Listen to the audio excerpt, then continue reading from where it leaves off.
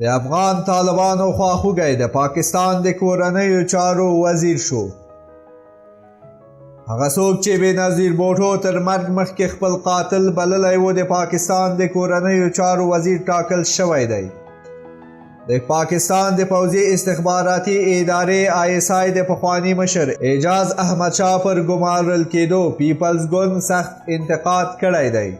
د پاکستان د صدر اعظم عمران خان له لوري د اعجاز احمدشاه ټاکنه له دې کبله مهم پیغام لري چې نوموړي له سختدریځو او تروریستي ډلو سره د اړیکو په لرلو تورن و او دا د هغه څه خلاف ښکاري چې عمران خان 2 ورځې مخکې په یو پیغام کې ویلي و چې نور به د هیواد په افغانستان کې د کومې جنگي ډلې ملاتړ ونه کړي.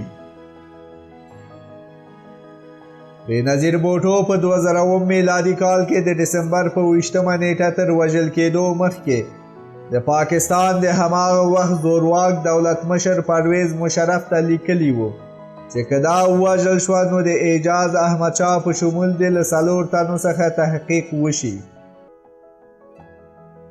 بېنظیر بوټو د راولپنډۍ له لیاقت باغ څخه د خپلو زرګونو پلویانو له غونډې د ستنېدو په حال کې وه چې برید پرې وشو او د پاکستان د استخباراتو د هغې د وژلو پړه پر پاکستاني طالبانو واچوله.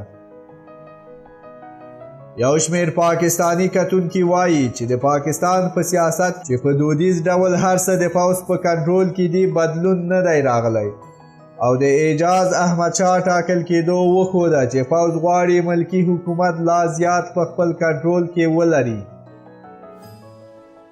پاکستانی شنونکي وایي چې اعجاز احمدشاه له طالبانو او کشمیري سختدریځو ډلو سره نږدې او تودې اړیکې لري.